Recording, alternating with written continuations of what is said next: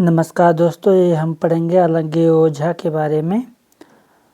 ये मुंशी प्रेमचंद की कहानी है, तो इसके बारे में हम पढ़ेंगे। ये जो है हिंदी ऑप्शनल जो भी लोग पढ़ते हैं, जो लोग कहानी पढ़ने में रुचि रखते होंगे, मुंशी प्रेमचंद जी को मानते होंगे, जानते होंगे, वो उनको बहुत ही अच्छा लगेगा। तो हम कहानी का बता दे रहे हैं सार। इससे पहले मैं आपसे कहना चाहूँगा, अगर आप वीडियो में नए हैं तो चैनल को सब्सक्राइब कर लीजिए और वीडियो को शेयर कर दीजिए ताकि और भी लोग जुड़ सकें, है ना। और कहानी हम स्टार्ट करना, अब हम बिना देरी किए जो है स्टार्ट करेंगे, अपने वीडियो को आगे बढ़ाएंगे और कहानी के बारे में बताएंगे। तो कहानी जो है अलंगे ओझा है, ये कहानी का जो मुख्य विषय है इसमें जो जिसके ऊपर ये कहानी लिखी गई है, तो माँ बेटे के रिश्ते पे लिखी गई है ये कहानी, जिसमें सौतेली माँ का व्यवहार है और बच्चों के जो मनोवैज्ञानिक जो उसके ऊपर मनोविज्ञान उसका हो रहा है, जो दबाव हो रहा है, उसके बारे में बताया गया है। तो अब उसमें हम देखेंगे, कहानी की शुरुआत होती है कि रघु नाम का एक लड़का होता है। रघु नाम का जो है एक लड़का होता है, उसकी माँ जो है मर चुकी होती है ना। उसी के ऊपर कहानी है। और पिता दूसरी शादी कर लेता है। नई जो माँ आती है सौतेली घर में, उसको कैसे संभालती है उसके बारे में बताया गया है। लेकिन रघु को वैसा प्यार नहीं मिल पाता जैसा उसकी असली माँ उसको दे पाती है ना। तो इसी पे कहानी है। अलंगे ओझा का मतलब होता है, अलंगे ओझा का मतलब दो मुंह वाला बांसुरी जैसा बाजा, है ना। अलंगे ओझा का मतलब क्या होता है? दो मुंह वाला बांसुरी जैसा बाजा। और यह प्रतीक है रघु के बटे हुए मन का, है ना। रघु का जो बेटा है, उसका जो मन का जो मतलब वो है, वो इस तरीके का हो जाता है। एक तरफ पिता का प्यार होता है, दूसरे तरफ जो है सौतेली माँ की जो कठोरता होती है, उसी पे लिखा गया है। तो इसीलिए उसको बोलते हैं दो मुंह वाला बांसुरी जैसा बाजा, है ना, जिसमें दो तरीके के धुन आते हों। एक तरफ तो उसके पिता का प्यार उमड़ रहा है, एक तरफ उसकी माता का कठोरता, सौतेली माँ का। तो ये कहानी में ये हम देखेंगे। और इस कहानी में क्या क्या होता है वो हम अगर आपको बता देंगे तो आपको कहानी में रुचि नहीं आएगी, है ना। वैसे बेसिकली बता देते हैं थोड़ा सा सारांश। जैसे इसमें क्या होगा कि जो रघु होगा सीधा साधा और मासूम बच्चा होता है। सौतेली माँ उससे जो है काम करवाती है, डांटती रहती है।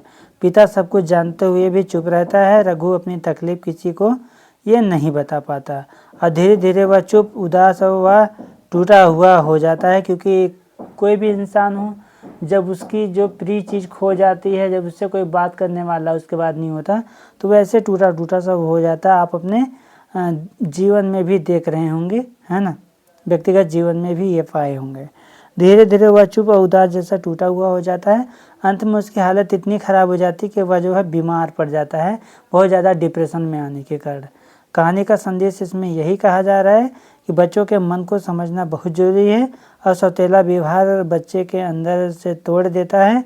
माँ का प्यार अनमोल होता है, तो उसका जो है हमें कद्र भी करना चाहिए। इसके अलावा माँ को प्यार दिखाना भी चाहिए बच्चों के लिए, ताकि माँ अगर प्यार नहीं करेगी बच्चे से तो बच्चा को बहुत ही वो ऐसा महसूस होता है ना।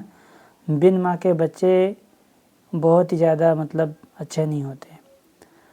और चुप रहना हमेशा सहनशीलता नहीं होता, दर्द भी हो सकता है ना। कभी कभी जो ज़्यादा सहनशीलता भी मतलब दर्द का कारण बन जाता है। इसीलिए कहते हैं जो ज़्यादा मीठा होता है सो अपना नाश कराता है। देखो तो मीठे गन्ने को कोल्हू में पेरा जाता है। सुख का संवाद कभी दुख का कारण बन जाता है। मीठी बोली के कारण तोता पिंजड़े में आता है। तो हम आगे इसमें देखेंगे, लेखक का उद्देश्य यह बताना है इसमें कि जो समाज है, समाज में सबसे उपेक्षित वर्ग जो है बच्चे ही होते हैं, और अगर उन्हें जो है प्यार ना मिले तो उनका जीवन टूट जाता है। तो ये कहानी है, हम इसके बारे में पूरा अच्छे से आपको बता रहे हैं, है ना। तो आप लोग बस वीडियो में बने रहिए। हम वीडियो को अब स्टार्ट करते हैं बिना देरी किए हुए। आप लोग फटाफट शेयर कर दीजिए वीडियो को। जो लोग भी हिंदी ऑप्शनल पढ़ रहे हैं उनके लिए बहुत ही ज़्यादा इम्पोर्टेंट है। यहाँ से क्वेश्चन सीधा सीधा पूछ लिया जाता है। इसके बाद मैं एक वीडियो ले आऊँगा जिसमें दिखाऊँगा कुछ जो है टॉपर्स हैं उनकी कॉपी चेक कर की हुई, उनको कैसा मार्क्स मिला था, कैसे लिखने का तरीका था, उसके बारे में बताएंगे।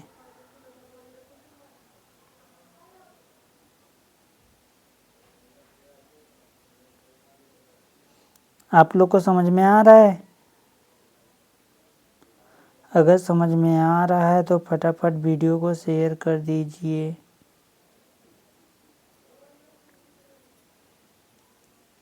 चलिए हम स्टार्ट करते हैं।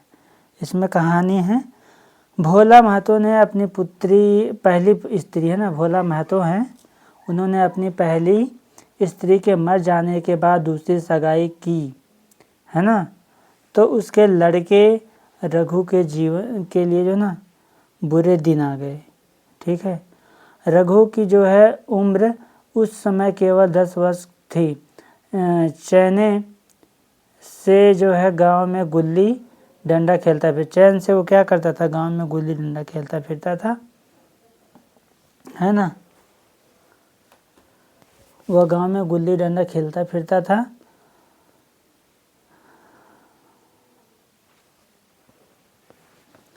माँ के आते ही, है ना, चक्की में जूतना पड़ा उसको। पन्ना रूपवती स्त्री थी, और जो पन्ना थी वो रूपवती स्त्री थी। रूप और गर्व में चोली दामन का नाता होता है ना। अगर किसी स्त्री के पास रूप है, वो सुंदर भी है, इसके अलावा अगर उसका, और वो स्त्री है, रूप है, रूपवती तो है, इसके अलावा वो अगर स्त्री है तो वो अपने आप पे इतना इतराएगी, इतना फिक्र करेगी, इतना गर्व करेगी, जिससे उससे अच्छा तो इस दुनिया में कोई है नहीं, है ना।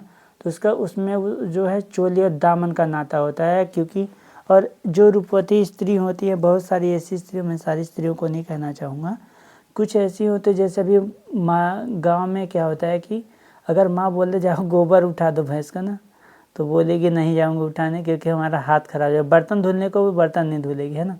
तो इस टाइप का हो जाता है। और ऊपर से अगर वो बहुत ही ज़्यादा सुंदर है तो आप बाकी समझ ही सकते हैं, समझदार हैं, है ना। तो कह रहा वह अपने हाथों से कोई काम ना करती, है ना। गोबर रघु निकालता, देखो आगे उसमें आ भी गया कि गोबर रघु निकालता, बैलों की जो है सानी रघु देता, रघु की जूठे बर्तन मांजता, है ना, रघु ही जूठे बर्तन मांजता। और भोला की आंखें कुछ ऐसी फिरी कि उसे जो है रघु में सब बुराइयां ही बुराइयां नज़र आती है। अब क्योंकि पत्नी उसकी रूपवती है, और जब पत्नी इतनी सुंदर हो तो उसके मुंह में व्यक्ति आ गया, और जो है अपने जो भी सब कुछ अगर आंख पे पर्दा पड़ गया तो उसको कुछ और लौक ही नहीं रही है उसके पत्नी के रूपवती के अलावा, उसके पत्नी के सुंदर के अलावा उसके आगे सब कुछ फीका ही फीका नज़र आ रहा है।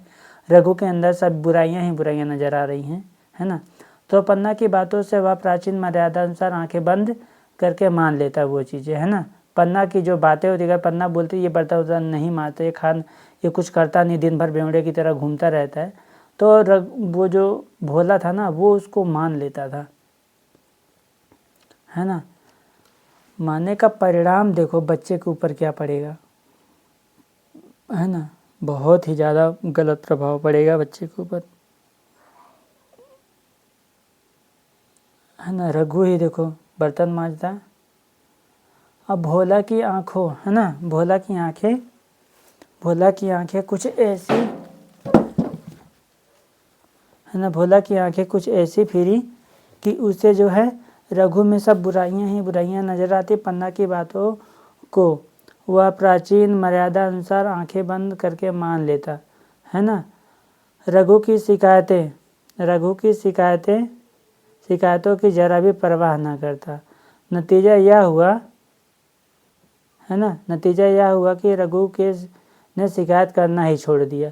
अब जब बच्चा रोज रोज शिकायत कर रहा है, अगर पिता नहीं सुन रहा है, तो फिर एक दिन ऐसा भी आएगा जब बच्चा बोलना ही बंद कर देगा, है ना, शिकायत करना छोड़। किसके जो है सामने रोएगा, बाप ही नहीं सारा गांव उसका दुश्मन था, बड़ा जिद्दी लड़का है ना, ऐसा बोलते थे लोग। अब पन्ना है उसकी पत्नी, है ना, पन्ना को तो जो है खुद समझता ही नहीं है वो, है ना।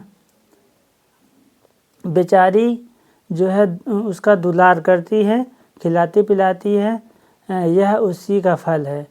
दूसरी औरत होती तो निभाना होता, है ना। इस तरीके से वो कह रही है गाँव वाले। वह तो कहा पन्ना इतनी सीधी साधी है कि जो है निभा ले रही है, दूसरी कोई औरत होती तो निभाती नहीं, जबकि उल्टा हो रहा है बच्चे के साथ में। सबल की शिकायतें सब सुनते हैं, है ना। जो सबल मतलब जिसका चलता बलता हो, जो मतलब सारी चीज़ों से लैस हो, उसकी बातें सब सुनते हैं। जो मतलब निर्बल मतलब होता है जो कमज़ोर हो, है ना, जो सही हो, उसको बोलते हैं सबल। तो सबल करें कि जो सही होते हैं, मतलब उनकी बातें सभी सुनते हैं जो मतलब सक्षम होते हैं। और निर्बल की जो फरियाद भी कोई नहीं सुनता। रघु का जो हृदय माँ की ओर से दिन प्रतिदिन जो है फटता जा रहा था। यहाँ तक कि 8 साल गुजर गए, है ना। और एक दिन भोला के नाम भी जो है मृत्यु का संदेश आ पहुँचा। जो भोला था उसका पिता, उसके नाम जो है मृत्यु का संदेशा पहुँचा और उसका डेथ हो जाता है ना। पन्ना के 4 बच्चे थे। अब जो पन्ना आई थी उससे 4 बच्चे हुए, 3 बेटे और 1 बेटी, है ना। इतना बड़ा खर्च और जो है और कमाने वाला कोई नहीं। रघु अब क्यों बात पूछने लगा, है ना। यह मानी हुई बात थी, अपनी स्त्री लाएगा और अलग रहेगा, है ना। तो उसने बोला कि रघु की शादी होगी तो वो अपनी स्त्री लाएगा और अलग रहेगा। स्त्री आकर भी आग लगाएगी, है ना। पन्ना को चारों ओर अंधेरा ही दिखाई देता। कुछ भी हो, वह रघु की आश्रयत बनकर घर में रहेगी। जिस घर में उसने जो है राज किया, उसमें जो है अब लौंडी ना बनेगी, है ना। लौंडी ना बनेगी। और लौंडे को अपना गुलाम समझा, है ना। कह रहा है जिस लौंडे को अपना गुलाम समझा, उसका मुंह ना ताकेगी। वह सुंदर थी। अवस्था अभी कुछ ऐसी ज़्यादा ना थी। जवानी अपनी पूरी बहार पर थी उसकी अभी, क्योंकि वो बूढ़ी नहीं हुई थी, है ना। क्या वह कोई दूसरा घर नहीं कर सकती? क्या मतलब वो कोई दूसरे घर नहीं जा सकती? यही ना। ये पता नहीं क्यों इतना छोटा छोटा सा दिखाई दे रहा है ना, पढ़ने में नहीं आ रहा है। एक सेकंड, आप लोग को भी लग रहा है क्या? बड़ा कर दूं थोड़ा सा, बड़ा होने को तो। एक सेकंड,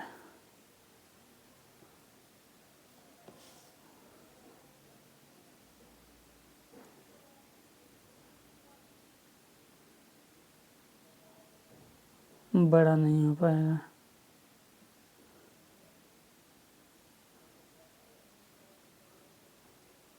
बड़ा नहीं हो पाएगा इसे, ठीक है।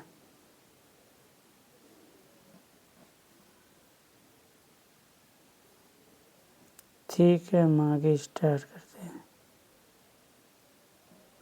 हाँ, यही ना होगा, लोग हंसेंगे, है ना, बला से। लोग हंसेंगे बला से। उसकी बिरादरी में क्या ऐसा होता नहीं। ब्राह्मण ठाकुर थोड़ी ही थी कि नाक कट जाएगी, है ना। वो कह रही ब्राह्मण ठाकुर थोड़ी है।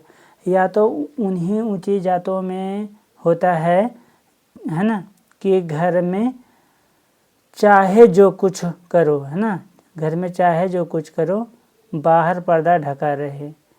वह तो संसार को दिखाकर, है ना, दूसरा घर कर सकती है। फिर वह रघु की दबैल बनकर क्यों रहे यहाँ पे, है ना। भोला को मरे 1 महीना गुजर चुका था। संध्या हो गई थी। पन्ना इसी चिंता में पड़ी हुई थी कि सहसा उसे जो है ख्याल आया, लड़के घर में नहीं है ना। यह बैलों के लौटने का बेला है। जो बैल हैं वो पहले जाते थे ना, क्योंकि खेत वगैरह में काम करने जाते थे, तो क्योंकि मुंशी प्रेमचंद बहुत पहले की कहानी है।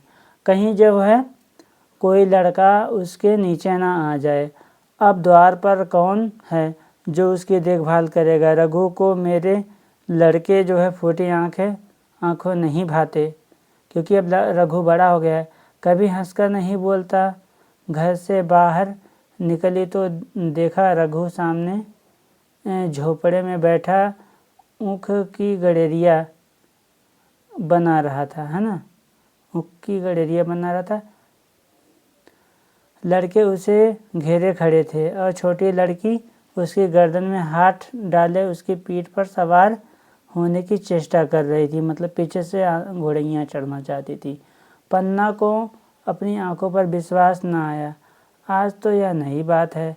शायद दुनिया को दिखता है कि मैं अपने भाइयों को कितना चाहता हूँ और मन में छुरी रखी हुई है। घात मिलो तो जान ही ले लूँ। काला सांप है, काला सांप, कठोर स्वर में बोली। तुम सब के सब वहाँ क्या कर रहे हो? घर में जाओ, सांझ की बेला है, गोरू आते होंगे, है ना। गोरू आते, जैसे पहले भैंस वगैरह जाती थी ना चारा खाने के लिए बाहर, तो आती थी, उसी को बोल रहे गोरू आते होंगे। और क्योंकि ये अवधी शब्द है, उधर का अयोध्या की साइड से और बनारस की तरफ से रहने वाले थे मुंशी प्रेमचंद जी, है ना। और पन्ना मतलब अपने लड़कों को समझा रही है, डांट रही है कि तुम उसके पास क्या कर रहे हो, रघु के पास, तुम लोग भागो वहाँ से, है ना। तो गुरु कह रखे रघु ने विनीत नेत्रों से देखकर कहा, मैं तो हूँ ही काकी, डर किस बात की, है ना, उसने कहा, क्योंकि उसके सौतेले भाई बहन थे, उनको खिला रहा था। बड़ा लड़का केदार बोला, काकी रघु दादा ने हमारे लिए 2 गाड़ियाँ बना दी हैं। यह देखकर यह जो है कह रहा है, यह देख, एक पर हम और खन्नू बैठेंगे, दूसरी पर लक्ष्मण और झुनिया, दादा दोनों गाड़ियाँ खींचेंगे। यह कहकर वह एक कोने में 2 छोटी छोटी गाड़ियाँ निकाल लाया। 4 पहिए लगे थे, बैठने के लिए तख्ते और रोक के दोनों तरफ बाजू थे ना, रोक के दोनों तरफ बाजू थे। पन्ना ने आशा से पूछा, ये गाड़ियाँ किसने बनाई? केदार ने चिढ़कर कहा, रघु दादा ने बनाई, और किसने बनाई? भगत के घर से बसुला और रुखानी मांग लाए और चरपट बना दी। खूब दौड़ती है काकी, बैठ बनूं मैं खींचूं, है ना। अब दिखाने लगी उसको, पन्ना को। अब कह रहे खन्नू गाड़ी पे बैठ गया, केदार खींचने लगा। चर शोर हुआ, मानो गाड़ी भी इस खेल में लड़कों के साथ शरीक है। लक्ष्मण ने दूसरी गाड़ी में बैठकर कहा, दादा खींचो। रघु ने झुनिया को भी गाड़ी में बैठा दिया और गाड़ी खींचता हुआ दौड़ा। तीनों लड़के तालियां बजाने लगे, है ना। अब पन्ना के बारे में बताया आगे। पन्ना चकित नेत्रों से यह दृश्य देख रही थी और सोच रही थी कि ये वही रघु है या कोई और। थोड़ी देर बाद दोनों गाड़ियां लौटी और लड़के जो हैं घर में जाकर इस यान यात्रा के अनुभव बयान कर रहे थे। मतलब जो अभी उन्होंने गाड़ियाँ चलाई थी, उस पर बैठी थी, तो उसके बारे में वो लोग चर्चा कर रहे थे। कितने खुश थे, मानो हवाई जहाज के ऊपर बैठे हो, है ना। करा खानू ने कहा, काकी सब पेड़ दौड़ रहे थे। जब गाड़ियाँ चलती है तो पेड़ दौड़ते हैं, जैसे लगता है कि पेड़ पीछे भाग रहे हैं ना, उसी टाइप का। करा लक्ष्मण और बछिया कैसी भागी, सबकी सब दौड़ी। केदार काकी रघु दादा दोनों गाड़ियाँ एक साथ खींच ले जाते हैं। झुनिया सबसे छोटी थी, उसकी व्यंजना शक्ति उछल कूद और नेत्रों पर परिमित थी, तालियां बजा बजा कर नाच रही थी। खन्नू कह रही है, अब हमारे घर गाय भी आ जाएगी काकी। रघु दादा ने गिरधारी से कहा है कि हमें एक गाय ला दो। गिरधारी बोला, कल लाऊंगा। केदार कहता है, 3 सेर दूध देती है काकी। खूब दूध पिएंगे। इतने में रघु भी अंदर आ गया। पन्ना ने अवहेलना की दृष्टि से देखकर पूछा, क्यों रघु, तुमने गिधाई से कोई गाय मांगी है क्या, है ना। रघु ने क्षमा प्रार्थना के भाव से कहा, हाँ मांगी तो है, कल लाएगा। पन्नू कहती है, रुपए किसके घर से आएंगे, यह भी सोचा है। रघु बोला, सब सोच लिया है काकी, मेरी यह मुहर नहीं है ना। इसके 25 रुपये मिल रहे हैं, 5 रुपये बछिया के मुझा दे दूंगा, है ना, बस गाय अपनी हो जाएगी। पन्ना सन्नाटे में आ गई। अब उसके जो है अविश्वासी मन भी रघु से प्रेम और सज्जनता को अस्वीकार न कर सका। बोली, मुहर को क्यों बेच देते हो, गाय भी अभी कौन जल्दी है, हाथ में पैसे हो जाएं तो ले लेना, सुना सुना गला अच्छा ना लगेगा। इतने दिनों गाय नहीं रही तो क्या लड़के नहीं जिए। ये बात बोली पन्ना। तो रघु कह रहा है दार्शनिक भाव से बोला रघु कि बच्चों के खाने पीने के यही दिन है काकी, इस उम्र में ना खाया तो फिर क्या खाएंगे। मुहर पहनना मुझे अच्छा भी नहीं मालूम होता, है ना। लोग जो है समझते होंगे कि बाप तो गया, इसे मुहर पहनने की सूझी है। ये बातें वो मतलब दुखी मन से कहा।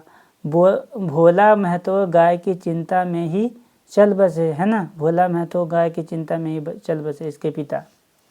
ना रुपए आए और ना गाय मिली, मजबूर थे। रघु ने यह समस्या कितनी सुगमता से हल कर दी। आज जीवन में पहली बार पन्ना को रघु पर विश्वास आया। बोली, जब गहना ही बेचना है तो अपनी मुहर क्यों बेचोगे, मेरी हसूली भी ले लेना, है ना। रघु ने बोला, नहीं काकी, वह तुम्हारे गले में बहुत अच्छी लगती है, मर्दों को क्या मुहर पहने या ना पहने। पन्ना बोली कि चल मैं बूढ़ी हुई, अब हंसली पहनकर क्या करूँगी, है ना, क्या करना है। तू अभी लड़का है, तेरा गला अच्छा ना लगेगा बेटा। रघु मुस्कुरा कर बोला, तुम अभी से कैसे बूढ़ी हो गई, गांव में है कौन तुम्हारे बराबर, है ना। इस लड़के बोल ही देते हैं। रघु की सरल आलोचना से पन्ना को लज्जित कर दिया। उसके रूखे मुरझाए मुख पर प्रसन्नता की लाली दौड़ गई। अब कह रहा कि 5 साल गुजर गए। रघु का ना मेहनती ईमानदार, रघु के जैसा जो मेहनती ईमानदार बात का जो है धनी दूसरा किसान जो है गांव में नहीं था। पन्ना की इच्छा के बिना कोई काम न करता। उसकी उम्र अभी जो है 23 साल की हो गई थी रघु की। पन्ना बार बार कहती, भैया बहू को विदा करा लाओ, है ना, कब तक नेह में पड़ी रहेगी, क्योंकि शादी तो पहले हो जाती थी। कह रही है बहू को जो है मायके में भेज रखे हो, उसको ले आओ यहाँ। सब लोग जो है ना मुझी को बदनाम करते हैं कि यह बहू को नहीं आने देती है, मगर रघु टाल देता था, है ना, टाल देता था ये बात। कहता कि अभी जल्दी क्या है। उसे अपनी स्त्री के रंग ढंग का कुछ परिचय दूसरों से मिल चुका था। ऐसी औरत को घर में लाकर वह अपनी शांति में बाधा नहीं डालना चाहता था। जैसे कुछ हुआ होगा, कोई मामला रहा होगा, तो इस तरीके का, है ना। आखिर कह रहा कि बोल रहा है, आखिर एक दिन पन्ना ने जिद करके कहा कि तुम ना लाओगे तो तुम ना लाओगे, है ना, ना लाओगे, ये बात बोला पन्ना ने। उसके बाद कह दिया कि अभी कोई जल्दी नहीं है, तुम्हारे लिए जल्दी ना होगी, मेरे लिए तो जल्दी है। मैं आज आदमी भेजती हूँ बहू को मंगवाने के लिए। तो कह रहा है कि रघु, पछताओगी काकी, उसका मिजाज अच्छा नहीं है ना, दूसरे मिजाज की औरत है वो। कहती है, तुम्हारी बला से जब मैं उससे बोलूँगी ही नहीं तो क्या हवा में लड़ेगी वो, रोटियां तो बना लेगी, मुझसे भीतर बाहर का सारा काम नहीं होता, मैं आज बुला लेती हूँ। बुलाना चाहती हो तो बुला लो, मगर फिर यह ना कहना कि मेहरिया को ठीक नहीं करता, उसका गुलाम हो, है ना, हो गया है। तो कहती है पन्ना, नहीं ना कहूँगी, जाकर 2 साड़ी और मिठाई ले आ। तीसरे दिन मुलिया मौके से आ गई, है ना। दरवाजे पर नगाड़े बजे, शहनाइयाँ की मधुर ध्वनि आकाश में गूंजने लगी। मुँह दिखावे की रस्म अदा हुई।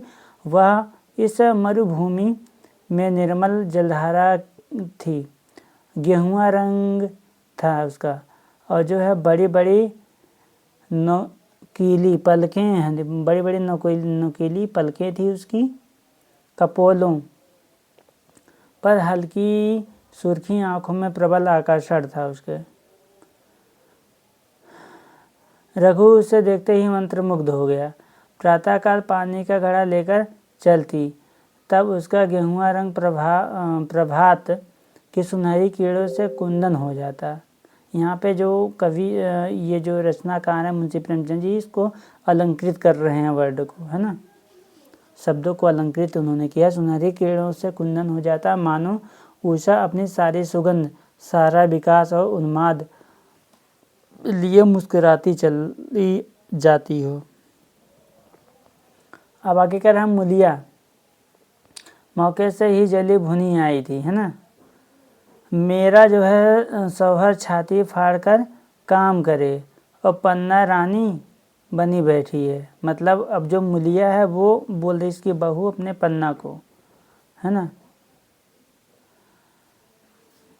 और क्योंकि अब रघु काम कर रहा है तो वो उसकी बीवी बोल रही है, ऐसी बात है ना।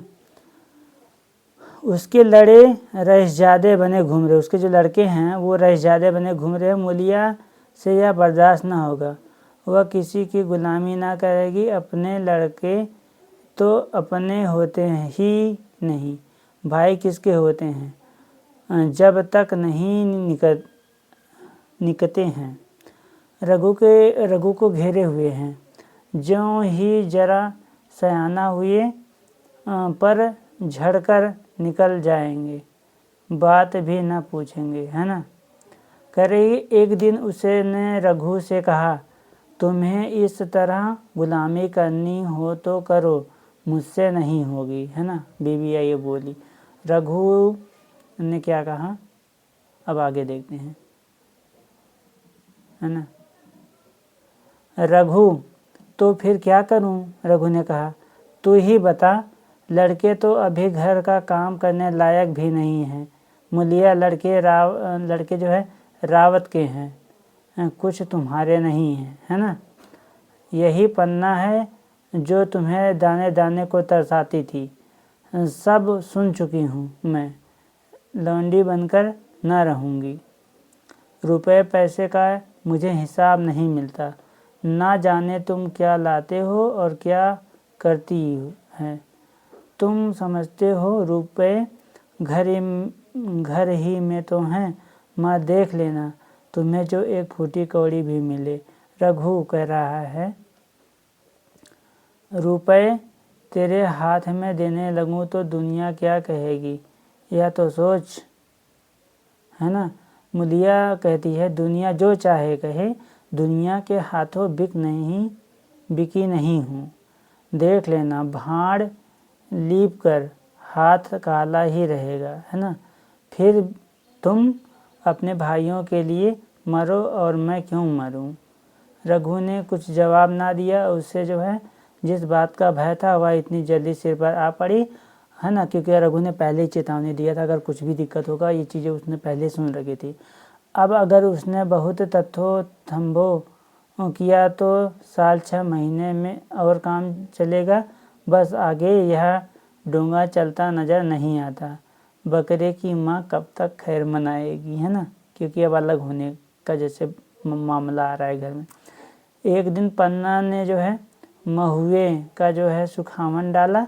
बरसात शुरू हो गई थी। बखार ने जो है अनाज गीला हो रहा था। मुलिया से बोली, बहू जरा देखती रहना, मैं तालाब से नहा आऊँ। मुलिया ने लापरवाही से कहा, मुझे नींद आ रही है, तुम बैठकर देखो। एक दिन ना नहाओगी तो क्या होगा। पन्ना ने जो है साड़ी उतार कर रख दी, नहाने ना गई। मूलिया का जो है वार है वो खाली गया, है ना। कई दिन के बाद एक शाम को जो है पन्ना धान रोप कर लौटी, है ना। अंधेरा हो गया था, दिन भर की भूखी थी। आशा थी कि बहू ने रोटी बना रखी होगी, मगर देखा तो यहाँ चूल्हा ठंडा पड़ा हुआ था, मतलब कुछ नहीं बनाया था उसने, और बच्चे मारे भूखे तड़प रहे थे। मूलिया ने आहिस्ता से पूछा, आज भी चूल्हा नहीं जला, है ना। केदार ने कहा, आज दोपहर को भी चूल्हा नहीं जला काकी, है ना। केदार उसका लड़का था। भाभी ने कुछ बनाया नहीं। पन्ना बोला कि तो तुम लोगों ने खाया क्या, अपने बच्चों से पूछ रही है। केदार कह रहा, कुछ नहीं, रात की रोटियां थी, खन्नू और लक्ष्मण ने खाई, मैंने सत्तू खा लिया। और पन्ना ने पूछा, और बहू। तो केदार बोला कि वह पड़ी सो रही है, कुछ नहीं खाया। तो पन्ना ने जो है उसी वक्त चूल्हा जलाया और खाना बनाने बैठ गई। आटा गूंथती थी और रोती थी। क्या नसीब है, दिन भर खेत में जली, घर आई तो चूल्हे के सामने जलना पड़ा। केदार का जो है 14वां साल था। भाभी ने रंग ढंग देकर सारी स्थिति समझ रहा था। भाभी का बोला, काकी भाभी अब तुम्हारे साथ रहना नहीं चाहती हैं।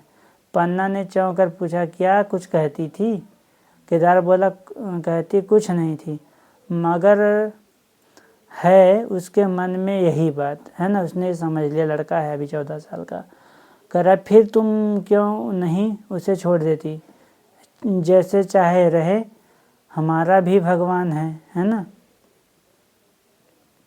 अभी तक तो रघु पहले अनाथ था जब उसका पिता था, अब इसकी माँ अनाथ हो गई, क्योंकि अब उसके ऊपर किसी का हाथ नहीं है, वो अकेली में, है ना। उसकी बहू भी उसको टॉर्चर कर रही है। पन्ना ने दांतों से जीभ दबाकर कहा, चुप, मेरे सामने ऐसी बात भूलकर भी ना कहना। रघु तुम्हारा भाई नहीं, तुम्हारा बाप है। मूलिया से कभी बोलोगे तो समझ लेना जहर खा लूँगी, है ना। अपने बच्चों को डांटी। दशहरे का त्यौहार आया, है ना। अब देखो, दशहरे का त्यौहार आया। इस गांव से कोस भर एक पूर्वे में मेला लगता था, है ना। कोस भर, एक कोस में लगभग 3 किलोमीटर होता है, तो वहाँ पे मेला लगा था। गांव के सब लड़के मेला देखने चले। पन्ना भी लड़कों के साथ चलने को तैयार हुई, मगर पैसे कहाँ से आए। अब कुंजी तो मूलिया के पास थी। रघु ने आकर मूलिया से कहा, लड़के मेले जा रहे हैं, सबों को 2-2 पैसे दे दो। मूलिया ने त्योरियाँ, है ना, चढ़ाकर कहा, पैसे घर में नहीं है। रघु, अभी तो तेलहन बिका था, क्या इतना जल्दी रुपए उठ गए। मूलिया बोली, हाँ उठ गए। मूलिया रघु की पत्नी है। रघु ने कहा, कहाँ उठ गए, जरा सुनूं, आज त्योहार के दिन लड़के मेला देखने ना जाएंगे। मूलिया बोली, अपनी काकी से कहो पैसे निकालें, गाड़ कर क्या करेंगी, है ना। खूंटी पर कुंजी हाथ पकड़ लिया और बोली, कुंजी मुझे दे दो, नहीं तो ठीक ना होगा। खाने पहनने को भी चाहिए, कागज किताब को भी चाहिए, उस पर मेला देखने को भी चाहिए। हमारी कमाई इसलिए नहीं है कि दूसरे खाएं और मूँछों पर ताव दें। ये बात उसकी पत्नी मूलिया बोल रही है। अब पन्ना ने जो है रघु से कहा, पन्ना जब उसकी सौतेली माँ, उसने रघु से कहा, भैया पैसे क्या होंगे, लड़के मेला देखने ना जाएंगे। रघु ने झिड़क कर कहा, मेला देखने क्यों ना जाएंगे, सारा गांव जा रहा है, हमारे ही लड़के ना जाएंगे। यह कहकर रघु ने अपना हाथ छुड़ा लिया और पैसे निकालकर लड़कों को दे दिया, मगर कुंजी जब मूलिया को देने लगा तब उसने उसे आंगन में फेंक दिया। मुंह लपेट कर लेट गई। लड़के मेला देखने ना गए। इसके बाद 2 दिन गुजर गए। मूलिया ने कुछ नहीं खाया और पन्ना भी भूखी रही। रघु कभी इसे मनाता कभी उसे, पर ना यह उठती ना वह। आखिर रघु ने हैरान होकर मूलिया से पूछा, है ना, कुछ मुँह से तो कहो, सच चाहती क्या है? मुलिया ने धरती को संबोधित करते हुए कहा, मैं कुछ नहीं चाहती, मुझे मेरे घर पहुंचा दो। रघु बोला, अच्छा उठ, बना खा पहुंचा दूंगा, है ना। मुलिया ने रघु की आंखों की ओर आंख उठाई। रघु उसकी सूरत देखकर डर गया। वह जो है मारघूर मतलब घूर रही थी। वह मोहकता व लावड़ गायब हो गया था। दांत निकल आए थे, आंखें फट गई थी और नथुने फड़क रहे थे। अंगारे सी जो है लाल आंखें दिखाकर वह बोली, अच्छा, काकी ने यह सलाह दी है, यह मंत्र पढ़ाया है तुमको, है ना। तो यहाँ ऐसी कच्चे नहीं हूँ, तुम दोनों की छाती पर मूंग दलूंगी। हो किस फेरे में, है ना। घर की बहू जी तो इनको हड़का रही थी, अपने हस्बैंड को, पति को अपने।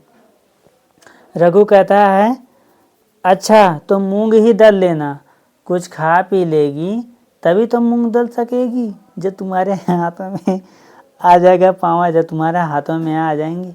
तो मुलिया, अब तो तभी मुंह में पानी डालूंगी जब घर अलग हो जाएगा, है ना। अब करिए बंटवारा करने के लिए। बहुत झेल चुकी हूँ, अब नहीं झेला जाता। रघु कह रहा है, रघु सन्नाटे में आ गया। एक दिन उसके मुंह से आवाज़ ही ना निकली, है ना। अब कुछ बोला ही नहीं। अलग होने की उसने जो है स्वप्न में भी कल्पना ना की थी। उसने गांव में 2-4 परिवारों को अलग होते देखा था। वह खूब जानता था कि रोटी के साथ लोगों के हृदय भी अलग हो जाते हैं, अपने हमेशा के लिए गैर हो जाते हैं। फिर उनमें जो है वही नाता रह जाता है जो गांव के आदमियों में। रघु ने मन में ठान लिया था कि वह विपत्ति को घर में ना आने देगा, अपने समय में ना आने दूंगा। मगर होनहार, है ना, कह रहा मगर होनहार के सामने उसकी एक ना चली। उसने कहा, मेरे मुंह में कालिख लगेगी। दुनिया यही कहेगी, बाप के मर जाने पर 10 साल भी एक में निभाह ना हो सका। फिर किससे अलग हो जाऊं? जिनको गोद में खिलाया, जिनको बच्चे की तरह पाला, उनके लिए तरह तरह के कष्ट झेले, उन्हीं से अलग हो जाऊं।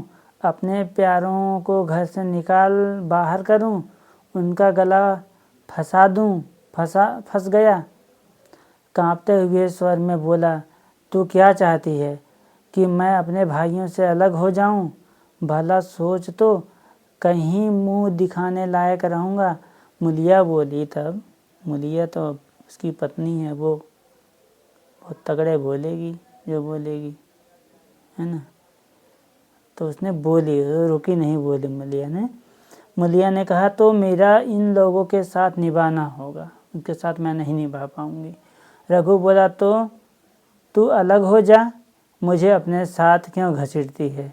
मुलिया बोली, तो मुझे क्या तुम्हारे घर में मिठाई मिलती है?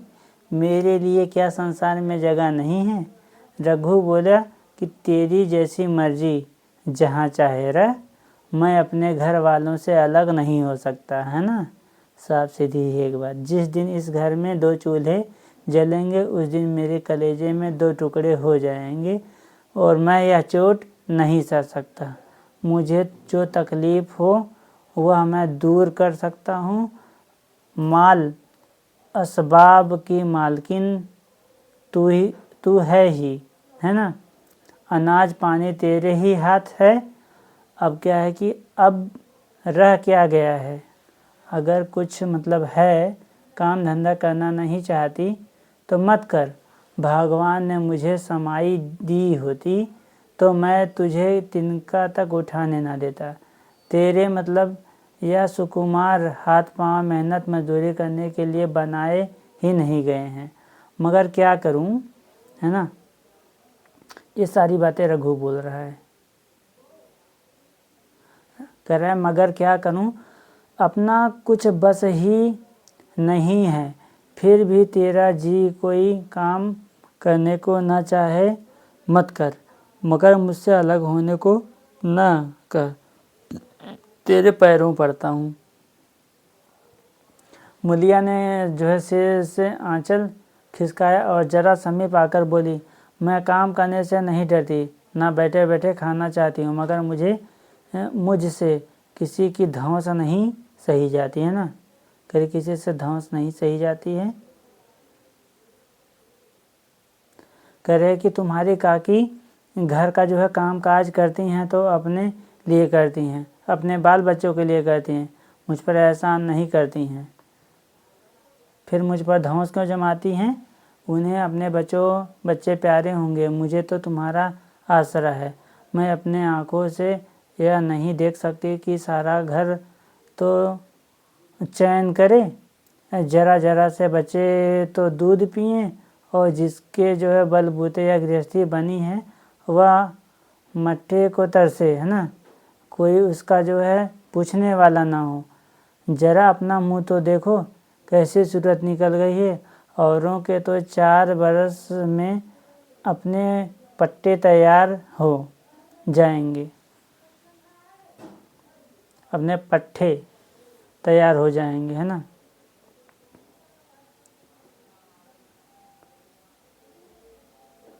कह रहा तुम तो 10 साल में खाट पर पड़ जाओगे, बैठ जाओगे, खड़े क्यों हो, क्या मारकर भागोगे?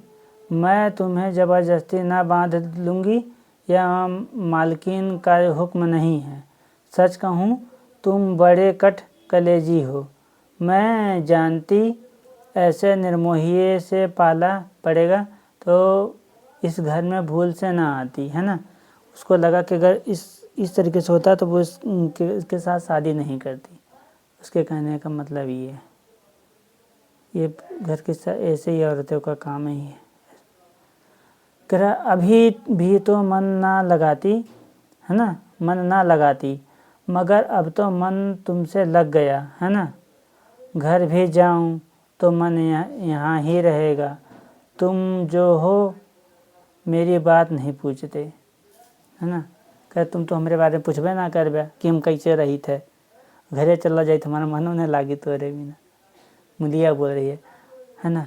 अब देखो आगे।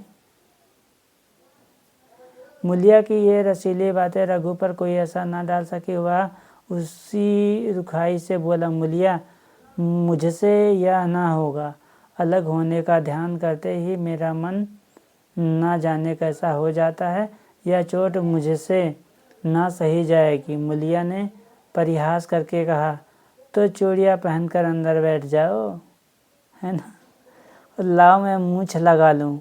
मैं तो समझती थी कि तुम्हें भी कुछ कलबल है, अब देखती हूँ नीरे मिट्टी के लौदे हो, है ना।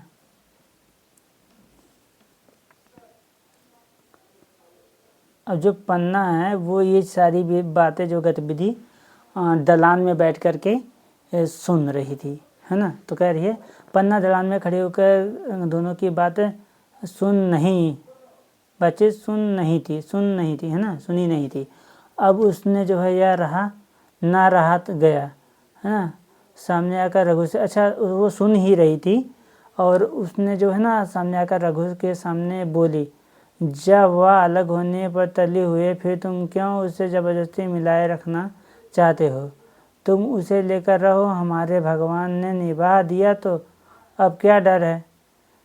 अब तो भगवान की दया से तीनों लड़के सयाने हो गए हैं, अब कोई चिंता नहीं।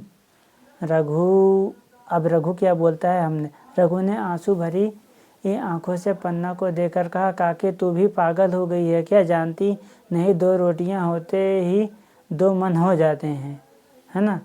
पन्ना अब आगे बोलती है, पन्ना की बातें सुनना ही पड़ेगा, है ना। पन्ना कहती है जब वह मानती ही नहीं तब तुम क्या करोगे? भगवान की मर्जी होगी तो कोई क्या करेगा। प्रारब्ध में जितने दिन एक साथ, है ना, प्रारब्ध होता है, प्रारब्ध में जितने दिन एक साथ रहना लिखा होगा, एक साथ रहा जाएगा, उतने दिन रह सकेंगे, है ना। अब उसकी यही मर्जी है तो यही सही। तुमने मेरे बाल बच्चों के लिए जो कुछ किया वह भूल नहीं सकती। तुमने इसके सिर हाथ न रखा होता तो आज इनकी जो है ना जाने क्या गति होती। अपने बच्चों के बारे में कह रहा है जाने किसके द्वार पर ठोकरें खाते होते, ना जाने कहाँ कहाँ भीख मांगते फिरते, तुम्हारा जस मरते दम तक गाऊंगी, है ना। उसकी सौतेली माँ बोल रही है, अगर मेरी खाल तुम्हारे जूते बनाने के काम आ जाए तो खुशी से दे दूँ, है ना। बहुत ही समर्पण भाव से बोल रही है। चाहे तुमसे अलग हो जाऊं पर जिस घड़ी पुकारोगे कुत्तों की तरह दौड़ती आऊँगी। यह भूलकर भी ना सोचना कि तुमसे अलग हो मैं तुम्हारा बुरा सोचूंगी। जिस दिन तुम्हारा अनबल मेरे मन में आएगा उस दिन विष खाकर मर जाऊंगी। भगवान करे तुम दूधो नहाओ पूतो फलो, है ना। ये कहावत है अवधी में। मरते दम तक मतलब खूब आगे बढ़ो, दूध में नहाओ और मतलब पूतो फलो, है ना, आपको सब चीज़ हो जाए। मरते दम तक जो है यही आशीष मेरे रोए रोए से निकलती रहेगी। अगर लड़के भी अपने बाप के हैं तो मरते दम तक तुम्हारे पोस मानेंगे, है ना। तुमने उनको पाला पोसा तो वो मानेंगे तुम्हारी बात। यह कहकर पन्ना रोती वहाँ से चले गए। रघु वही मूर्ति की तरह बैठा रहा। आसमान की ओर टकटकी लगी थी और आंखों से आंसू बह रहे थे रघु की। अब पन्ना की बातें जो है सुनकर मुलिया समझ गई कि अपने पौबारह और चटपट उठी। वह जो है घर में झाड़ू लगाई, चूल्हा जलाया और कुएं से पानी लाने चली। और उसकी जो है टेक पूरी हो गई थी। गांव में स्त्रियों के दो दल होते थे। एक जो है बहुओं का होता था, दूसरा सासों का होता। सास एक साथ, है ना, दो दल होता था क्योंकि जवान जो भी बहुएं एक साथ और जो सास होती थी घर की वो एक साथ। बहुएं सलाह और सहानुभूति के लिए अपने दल में जाती, सासें अपने में। दोनों की पंचायत अलग अलग होती। मुलिया को कुएं पर 2-3 बहुएं मिल गई। एक से पूछा, आज तो तुम्हारी बुढ़िया बहुत रोध हो रही थी, है ना। क्योंकि गांव में जब होता है एक नल पे औरतें मिल जाती हैं तो अपने सास का हालचाल बताने लगती हैं, घर का हालचाल बताने लगती हैं। मुलिया ने विजय के गर्व से कहा, इतने दिनों से घर की मालकिन बनी हुई हैं, राजपाट छोड़ते ही किसे अच्छा लगता है। बहन है, मैं उनका बुरा नहीं चाहती, लेकिन एक आदमी की कमाई में कहाँ तक बरकत होगी। मेरे भी तो यही खाने हैं। अब कह रहे हैं, पीने पहनने ओढ़ने के लिए दिन है, अभी कुछ पीछे मरो फिर बाल बच्चे होंगे और उसके पीछे मरो, सारी ज़िंदगी रोते ही कट जाएगी। एक बहू बढ़िया यही चाहती है कि यह सब जन्म भर लौंडी बने रहें, मोटा झोटा खाएं, है ना, और पड़ी रहें। दूसरी बहू किस भरोसे पर कोई मेरे अपने लड़के तो बात नहीं पूछे, है ना, पूछे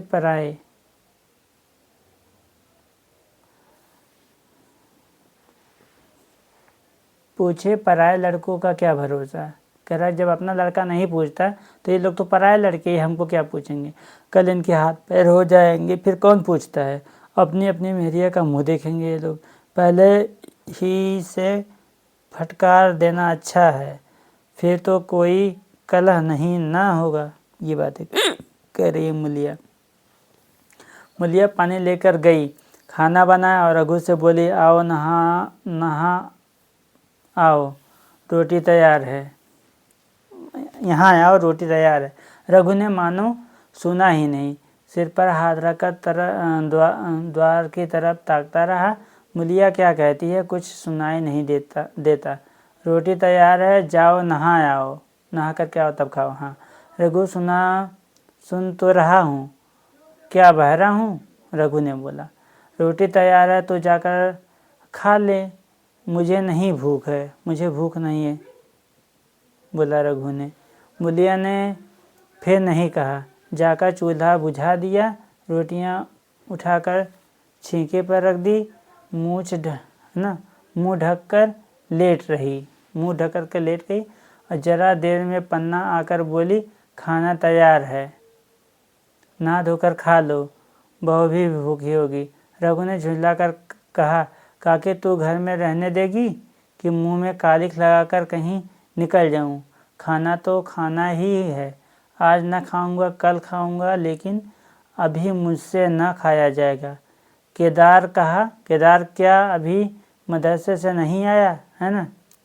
पन्ना अभी तो नहीं आया, आता ही होगा, केदार पढ़ने गया था।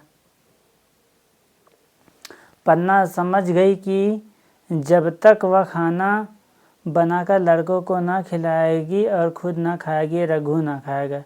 इतना ही नहीं, उसे जो है रघु से लड़ाई करनी पड़ेगी, है ना? उसे जली कटी सुनानी पड़ेगी, उसे यह दिखाना पड़ेगा कि मैं उससे अलग होना चाहती हूँ, है ना? अब ये जो उसकी सौतेली माँ वो ये करना चाहती है, नहीं तो वह जो है इसी चिंता में घुल घुल कर प्राण दे देगा। ये सोचकर उसने अलग चूल्हा जलाया और खाना बनाने लगी। इतने में केदार खन्नू से आ गए। पन्ना ने कहा, आओ बेटा खा लो, रोटी तैयार है। केदार ने पूछा, भैया को भी बुला लूँ ना? पन्ना बोली, तुम आकर खा लो, उसकी रोटी बहू ने अलग बनाई है। खन्नू बोली, जाकर भैया से पूछे ना आऊँ? पन्ना बोली, जब उनका ही चाहेगा खाएंगे, जब उनका जी चाहेगा खाएंगे, तू बैठकर खा, तुझे इन बातों से क्या मतलब?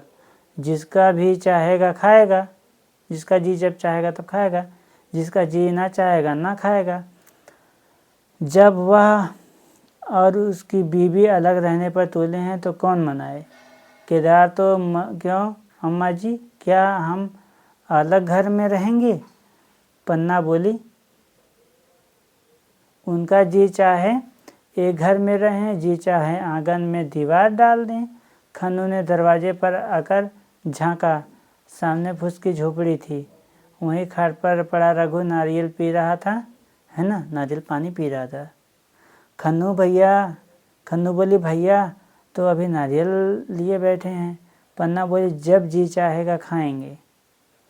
केदार बोला, भैया ने भाभी को डांटा है। भैया ने भाभी को डांटा नहीं, क्योंकि भाभी की वजह से सारा कुछ हो रहा था। तो मुलिया अपनी कोठरी में पड़ी सुन रही थी। बाहर आकर बोली, भैया ने तो नहीं डांटा, अब तुम आकर डांटो, है ना? केदार के चेहरे पर रंग उड़ गया, फिर जबान ना खोली। तीनों लड़कों ने खाना खाया और बाहर निकले। लू चलने लगी थी। आम के बाग में गांव के लड़के लड़कियां हवा से गिरे हुए आम चुन रहे थे, मतलब आम बिन रहे थे। और केदार ने कहा, आज हम भी आम चुनने चले, खूब आम गिर रहे हैं। खन्नू बोला, अब खन्नू कह रही है, दादा जो बैठे हैं। खन्नू बोली, दादा जो बैठे हैं। लक्ष्मण कहा, मैं ना जाऊंगा, दादा घुड़केंगे। केदार बोला, वह तो अब अलग हो गए, अब वो कैसे, मतलब बच्चों के अंदर से बताया कि नहीं, अब तो अलग हो गए हैं चाचा, मेरे को कैसे ही बोलेंगे, बाबा अलग हो गए, मेरे को कैसे ही बोलेंगे।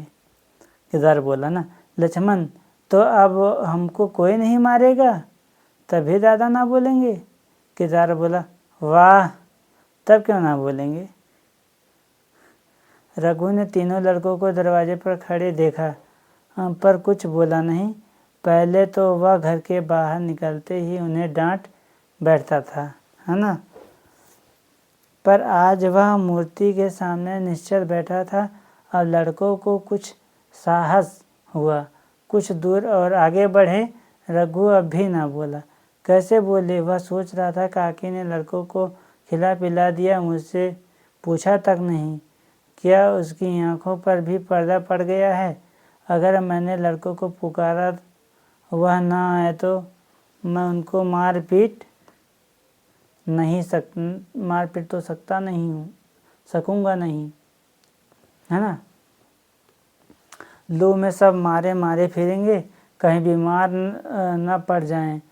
उसका दिल महसूस कर रह जाता था, लेकिन मुंह से कुछ ना कह सकता। लड़कों ने देखा कि यह बिल्कुल नहीं बोलते तो निर्भय होकर चल पड़े।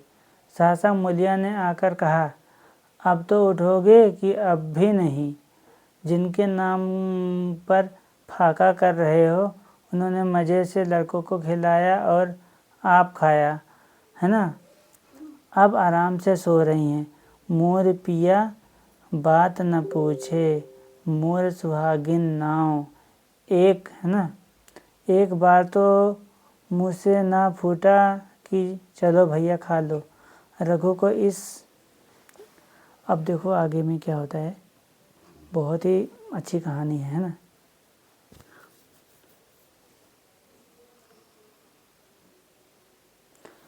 रघु को इस जो है मर्मांतक पीड़ा हुई रही थी। मूलिया ने इस कठोर शब्द से, मूलिया के जो इन कठोर शब्द ने घाव पर नमक छिड़क दिया और दुखित नेत्रों से देखकर बोला, तेरी तो मर्जी थी वही तो हुआ, अब जा ढोल बजा। मूलिया नहीं तुम्हारे लिए थाली परोसे बैठी है। रघु बोला, मुझे चिढ़ा मत, तेरे पीछे में मैं भी बदनाम हो रहा हूँ कि मैं अलग हो गया है ना। जब तू किसी को होकर नहीं रहना चाहती तो मैं दूसरे को क्या गरज है। जो मेरी खुशामद करे जाकर काकी से पूछ, लड़के आम चुनने गए हैं, उन्हें पकड़ लाऊं? मूलिया अंगूठा दिखाकर बोली, यह जाता है? तुम्हें 100 बार गरज हो जाकर पूछो है ना। चमकती नहीं जैसे हाथ से अंगूठा दिखा दे। इतने में पन्ना भी भीतर से निकल आई। रघु ने पूछा, लड़के बगीचे में चले गए काकी? लू चल रही है। पन्ना अब उसका कौन पुछत्तर है? पन्ना बोली, उसका अब कौन पुछंतु है? पुछत्तर किस? बगीचे में जाए, पेड़ पर चढ़े, पानी में डूबे, मैं अकेले क्या क्या करूं? रघु जाकर पकड़ लाऊं? पन्ना, जब तुम्हें अपने मन से नहीं जाना है तो फिर मैं जाने को क्यों कहूँ? तुम्हें रोकना होता तो रोक ना देते, तुम्हारे सामने ही तो गए होंगे। पन्ना की बात पूरी भी ना हुई थी कि रघु ने नारियल कोने में रख दिया और बाग की तरफ चला गया उसको, है ना। रघु लड़कों को लेकर बाग से लौटा तो देखा मूलिया अभी तक झोपड़े में खड़ी है। बोला, तू जाकर खा क्यों नहीं लेती? मुझे तो इस बेला भूख ही नहीं है। मूलिया ऐंठ कर बोली, हाँ भूख क्यों लगेगी, भाइयों ने खाया वह तुम्हारे पेट में पहुंच ही गया होगा। रघु ने दांत पिसकर कहा, मुझे जला मत मूलिया। अपनी पत्नी को बोला, नहीं अच्छा ना होगा, खाना कहीं भागा नहीं जाता है ना। एक बेला ना खाऊंगा तो मर ना जाऊंगा, क्या तू समझती है? घर में आज कोई बात हो गई है, तूने घर में चूल्हा नहीं जलाया, मेरे कलेजे में आग लगाई है ना। तुमने घर में चूल्हा नहीं जलाया है, तूने मेरे कलेजे में आग लगाई है। मुझे घमंड था और चाहे कुछ हो जाए पर मेरे घर में फूट का रोग ना आ पाएगा। वो सोच रहा था कभी हम अलग नहीं होंगे, लेकिन हम अलग हो गए ना। इस बात पे उसको बहुत ही ज़्यादा दुख था। उसने कहा, पर तूने घमंड चूर कर दिया, प्रारब्ध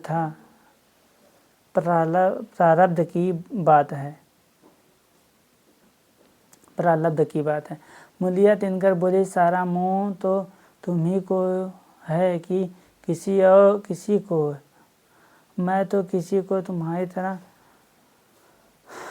बेसूरते नहीं दिखती।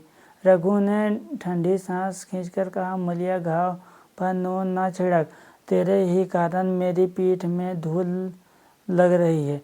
मुझे इस गृहस्थी का मोह ना होगा तो किसे होगा? मैंने ही तो इसे मर मर कर जोड़ा है। जिनको गोद में खिलाया वही अब मेरे पटीदार होंगे। जिन बच्चों को मैं डांटता था उन्हें आज कड़ी आंखों से भी नहीं देख सकता। मैं उनके भले के लिए भी कोई बात करूं तो दुनिया यही कहे कि अपने भाइयों को लूटे देता है। जा मुझे छोड़ दे, अभी मुझसे कुछ ना खाया जाएगा। मूलिया कहती है, मैं कसम रखा दूंगी, नहीं चुपके से चलो है ना। कहती मैं कसम दे दूंगी नहीं तो चुपके से चलो। रघु देख अब भी कुछ नहीं बिगड़ा है, अपना हट छोड़ दे। मूलिया कह रही है हमारा भी लहू पिए जो खाने ना उठे, है ना। रघु के कानों पर हाथ रखकर कहा, यह तूने क्या किया मूलिया, अपनी पत्नी से। तो मैं कहता है मैं तो उठ ही रहा था, चल खा लूँ, नहाने धोने कौन जाए। लेकिन इतने कह देता हूँ कि चाहे 4 की जगह 6 रोटियाँ खा जाऊँ, चाहे तू मुझे घी के मटके ही डुबा दे, पर यह दाग मेरे दिल से ना मिटेगा, जो मतलब अलग होने का दाग है। मूलिया कहती है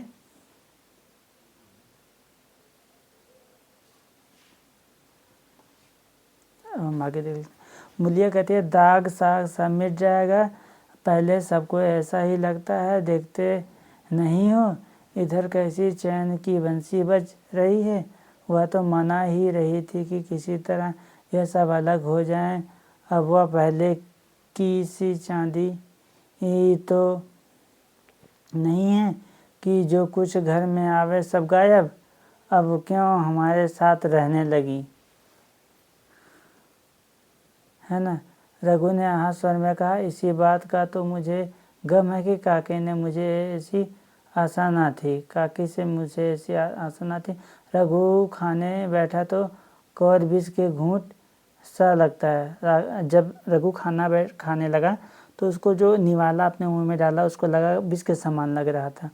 जान पड़ता था कि रोटियां भूसी की हैं, दाल पानी सी लगती हैं। अब पानी कंठ के नीचे ना उतरता था, दूध की तरफ देखा तक नहीं। 2-4 ग्रास खाकर उठ गया, जैसे ही किसी परिजन के श्रद्धा का भोजन हो, है ना। रात का भोजन भी उसने इसी तरह खाया। भोजन क्या किया, कसम पूरी की। रात भर उसकी चित्त उद्दीत रहा। एक अज्ञात शंका उसके मन पर छाई हुई थी। उससे भोला मैं तो द्वार पर बैठा रो रहा हो, है ना, उसका बाप। कई बार वह चौंक कर उठा। ऐसा जान पड़ा भोला उसकी ओर तिरस्कार की आंखों से देख रहा हो, उसका पिता। वह दोनों जून भोजन करता था, पर जैसे शत्रु के घर, है ना। भोला की शोकमग्न मूर्ति आंखों से ना उतरती थी। रात को उस नींद ना आती। वह गांव में निकलता तो इस तरह मुंह चुराए से झुकाए मानो गौ हत्या हो गया हो, है ना। 5 साल गुजर गए। रघु अब 2 लड़कों का बाप था। आंगन में दीवार खिंच गई थी, खेतों में मेढ़े डाल दी गई थी और बैल बछिए बांध दिए गए थे। केदार की उम्र अब 19 साल हो गई थी। उसने पढ़ना छोड़ दिया था और खेती का काम करना, खन्नू गाय चराता था। केवल लक्ष्मण अब तक मदरसे जाता था। पन्ना और मूलिया दोनों एक दूसरे की सूरत से जलते थे। मूलिया के दोनों लड़के बहुधा पन्ना ही थी, है ना, पन्ना ही के पास रहते थे और वही उन्हें जो है उपटन मलती वही जो है काजल लगाती, वही गोद में लिए फिरती। मगर मूलिया के मुंह से अनुग्रह का शब्द भी ना निकलता, है ना, क्योंकि पन्ना ही जो मूलिया के लड़के हुए थे वही सारा काम करती। ना पन्ना ही इसकी जो है इच्छुक थी, वह जो कुछ करती निर्व्याज भाव से करती, है ना। उसके 2 लड़के अब कमाऊ हो गए थे। लड़की खाना पका लेती थी, वह खुद ऊपर का काम काज कर लेती। इसके विरुद्ध रघु अपने घर का अकेला था। वह भी दुर्बल, अशक्त और जवानी में बूढ़ा। अभी आयु 30 वर्ष से अधिक न थी, लेकिन बाल खिचड़ी हो गए थे। कमर भी झुक चली थी। खांसी ने जो है जीर्ण कर रखा था। देखकर दया आती थी। और खेती पसीने की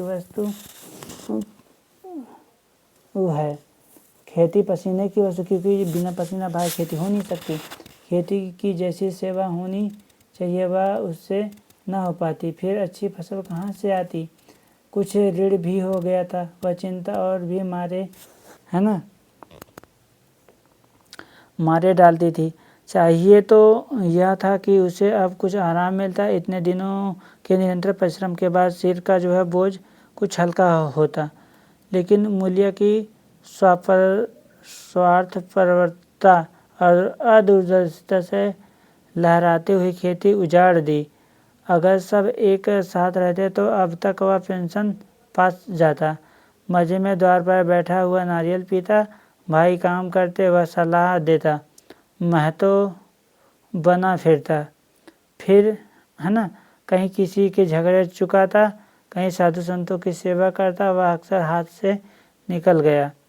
अब तो चिंता भार दिन दिन बढ़ता जा रहा था, क्योंकि अब कोई था नहीं। आखिर उसे धीमा धीमा ज्वर रहने लगा। हृदय शूल, चिंता, कड़ा परिश्रम और अभाव का यही पुरस्कार है। पहले कुछ परवाह न था, समझा ना आप अच्छा हो जाएगा, मगर कमजोरी बढ़ने लगी तो दवा की फिक्र हुई। जिसने जो है जो बता खा लिया। डॉक्टर और वैद्यों के पास जाने से सामर्थ्य कहाँ था। पैसा नहीं था, डॉक्टर के पास गया नहीं।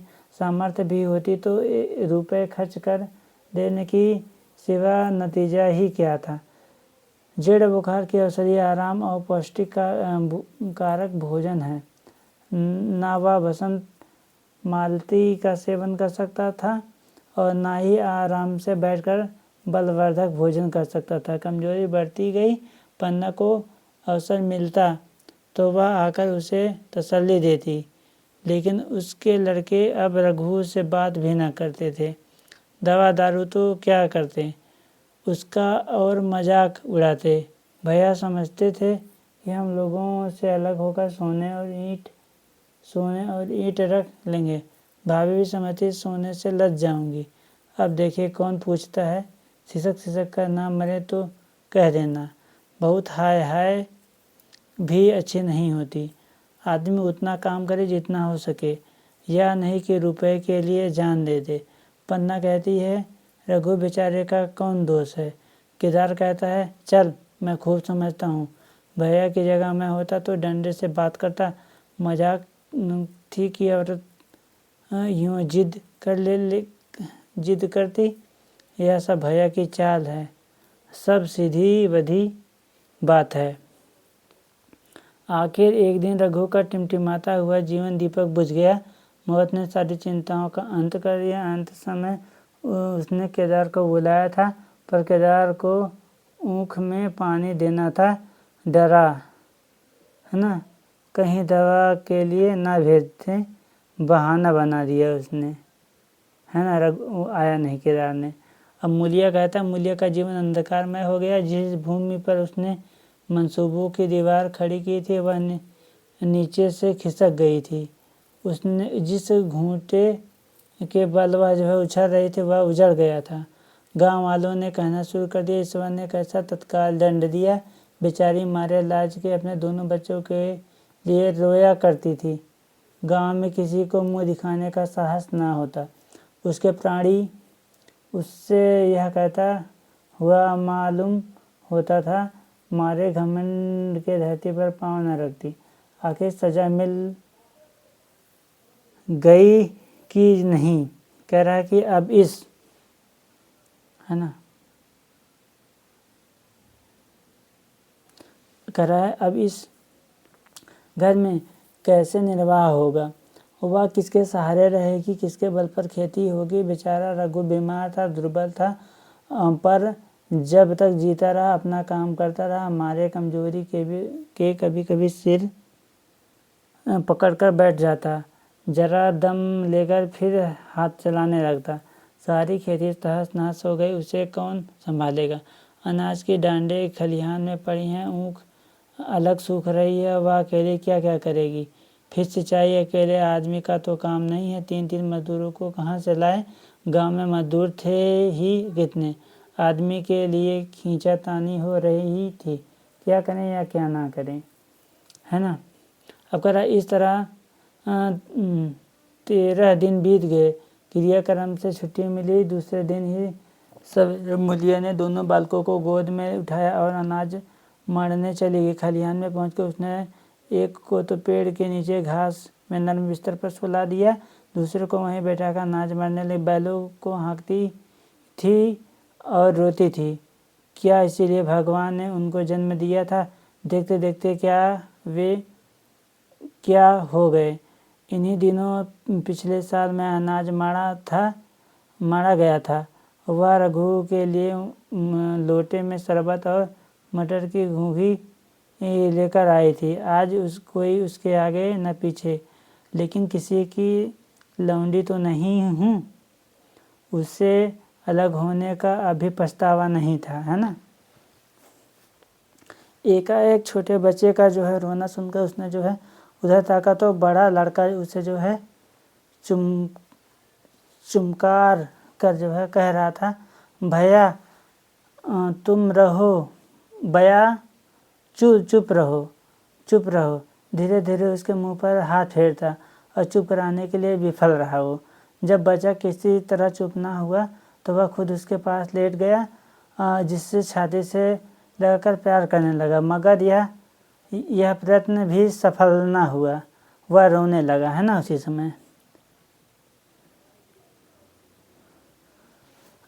समय पन्ना दौड़ी आई, छोटे बालक को गोद में उठाकर प्यार करते हुए बोली, लड़कों को मुझे क्यों ना दे आई बहू, है ना। उसी समय कौन आया? पन्ना आई थी दौड़ी दौड़ी, है ना। हाय बेचारा धरती पर पड़ा लेट रहा है। जब मैं मर जाऊं तो जो चाहे करना, अभी तो मैं जीती हूँ। अलग हो जाने से बच्चे तो नहीं अलग हो गए। मुलिया ने यह कहा तुम्हें भी तो छुट्टी नहीं थी अम्मा, क्या करती? पन्ना बोली, तो तुझे यहाँ आने की ऐसी क्या जल्दी थी? डांट मार न जाती? 3 लड़के तो हैं और किस दिन काम आएंगे। केदार तो कल ही मारने को कह रहा था, पर मैंने कहा पहले ऊख में पानी दे लो, फिर आज मरना। मड़ाई तो 10 दिन बाद भी हो सकता है ना। ऊख की सिंचाई ना हुई तो सूख जाएगी। कल से पानी चढ़ा दूंगा, परसों तक खेत पुर जाएगा, तब मड़ाई हो जाएगी। तुझे विश्वास ना आएगा, जब मैं भैया मरे हैं। केदार की बड़ी चिंता हो गई है। दिन में 100 बार पूछता है, भाभी बहुत रोती तो नहीं? देख लड़के भूखे तो नहीं है? कोई लड़का रोता है तो दौड़ा आता है, देख अम्मा क्या हुआ, बच्चा क्यों रो रहा है। कल रोकर बोला, अम्मा मैं जानता कि भैया इतनी जल्दी चले जाएंगे तो उनकी कुछ सेवा कर देता। कहाँ जगाए उठता था। अब देखती हो पहर, है ना, पहर रात से उठकर काम में लग जाता हूँ। खन्नू, है ना, कल जरा सा बोला, पहले हम अपनी ऊख में पानी दे लेंगे, तब भैया की ऊख में देंगे। इस पर केदार ने ऐसा डांटा कि खन्नू के मुंह से फिर बात ना निकली। बोला, कैसी तुम्हारी और कैसी हमारी ऊख? भैया ने जिला ना लिया होता तो आज या तो मर गए होते या कहीं भीख मांगते होते, है ना। आज तुम बड़े ऊख वाले बने हो। यह उन्हीं का जो है पुण्य प्रताप है कि आज भले आदमी बने बैठे हो। परसों रोटी खाने को बुलाने गई तो मड़ैया में बैठा रो रहा था। पूछा, क्यों रोता है? बोला, अम्मा भैया इसी अलग ओझा के दुख से मर गए। नहीं, अभी उनकी उम्र ही क्या थी। यह उस वक्त ना सूझा नहीं, उसने जो है क्यों बिगाड़ करते, है ना। यह कहकर पन्ना ने मुलिया की ओर संकेत पूर्ण दृष्टि से देकर कहा, तुम्हें वह अलग न रहने देगा बहू। कहता है भैया हमारे लिए मर गए तो क्या हम उनके बाल बच्चों के लिए मर जाएंगे। मुलिया की आंख से आंसू जारी थे। पन्ना की बातों में आज सच्ची वेदना, सच्ची संतावना, सच्ची चिंता भरी हुई थी। मुलिया का मन भी उसकी ओर इतना आकर्षित न हुआ जिनसे उन्हें जो है व्यंग और प्रतिकार का भय था। वे इतने दयालु, इतने शुभेच्छु हो गए थे। आज पहली बार उसने अपनी स्वार्थपरकता पर लज्जा आई, पहली बार आत्मा से अलग ऊर्जा पर धिक्कार है। अब इस घटना को हुए 5 साल गुजर गए थे। पन्ना आज बूढ़ी हो गई थी। केदार घर का मालिक था, मुलिया घर की मालकिन है।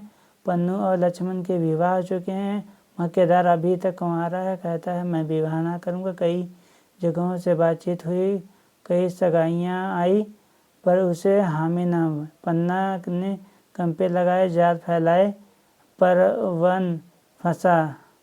कहता औरतों से कौन सुख। मेहरिया घर में आई और आदमी का मिजाज बदला। फिर जो कुछ है सब मेहरिया है। माँ बाप भाई बंधु सब पराए हैं। जब भैया जैसे आदमी का मिजाज बदल गया तो फिर दूसरों की क्या गिनती। 2 लड़के भगवान के दिए हैं और क्या चाहिए। बिन ब्याह दिए 2 बेटे मिल गए, इससे बढ़कर और क्या होगा। जिसे अपना समझो वह अपना है, जिसे गैर समझो वह गैर है। एक दिन पन्ना ने तेरा वंश कैसे चलेगा। केदार कहा मेरा वंश तो चल रहा है। दोनों लड़कों को ही अपना ही समझता हूँ। पन्ना समझने ही पर है तो मुलिया को ही अपनी मेहरिया समझता होगा। केदार ने झेपते हुए कहा तुम तो गाली देती हो अम्मा। पन्ना गाली कैसी, तेरी भाभी ही तो है। केदार मेरे जैसे लठ गंवार को वह क्या पूछने लगी। पन्ना कहती है तू कहने को कह तो मैं उनसे पूछूं। केदार कहता नहीं मेरी अम्मा, कहीं रोने गाने लगे है ना। पन्ना का तेरा मन हो तो मैं बातों बातों में उसके मन की था लूँ। केदार कहता मैं नहीं जानता, जो चाहे कर, है ना। पन्ना अब केदार का भी तो मन है। पन्ना कह रहा है केदार के मन की बात समझ गई। लड़के का दिल मूलिया पर आया हुआ है, पर संकोच और भय के मारे कुछ नहीं कहता। उस दिन मूलिया से कहा क्या करूं बहू, मन की लालसा मन में ही रह जाती है। केदार का घर भी बस जाता तो निश्चिंत हो जाती। मूलिया कहा वह तो करने को ही नहीं कहते। पन्ना कहता है कि ऐसी औरत मिले जो घर में मेल से रहे तो कर लूँ। मूलिया कहती ऐसी औरत कहाँ मिलेगी, कहीं ढूंढो। पन्ना कहती मैंने तो ढूंढ लिया। मूलिया कहती है सच, किस गांव की है। पन्ना अभी ना बताऊंगी, मुदा यह जानती हूँ कि उससे जो केदार की सगाई हो जाए तो घर बन जाए और केदार की ज़िंदगी भी सुलभ हो जाए। ना जाने लड़की मानेगी कि नहीं। मुझे कहते मानेगी क्यों नहीं अम्मा, ऐसा सुंदर कमाऊ सुशील वर और कहाँ मिल जाता। उस जन्म का कोई साधु महात्मा है, कोई तो लड़ाई झगड़े के डर से कौन बिन ब्याह रहता है। कहाँ रहती है, मैं जाकर उसे मना लाऊंगी। पन्ना बोली तू चाहे तो उसे मना ले, तेरे ही ऊपर है। मुझे कहते मैं आज ही चली जाऊंगी अम्मा, उसके पैरों पड़कर मना लाऊंगी। पन्ने बता दूं वह तू ही है। मुझे कहते लाज कर बोली तुम तो अम्मा जी गाली देती हो। पन्ना गाली कैसी, देवर ही तो है। मुलिया बोली मुझ जैसी बुढ़िया को कौन पूछेंगे। पन्ना बोली वह तुझ पर दांत लगाए बैठा है, तेरे सिवा कोई और उसे भाता ही नहीं। डर के मारे कहता नहीं, पर उसके मन की बात मैं जानती हूँ। वैद्य के शौक से मुरझाया हुआ मुलिया का पीठ वंदन कमल की भांति अरूढ़ हो गया। 10 वर्षों में जो कुछ खोया था वह इसी एक क्षण में मानो ब्याज के साथ मिल गया। यही लवड़, वही विकास, वही आकर्षण, वही लोच, है ना। तो आपको ये कहानी कैसा लगा कमेंट बॉक्स में कमेंट करके बता सकते हैं। धन्यवाद।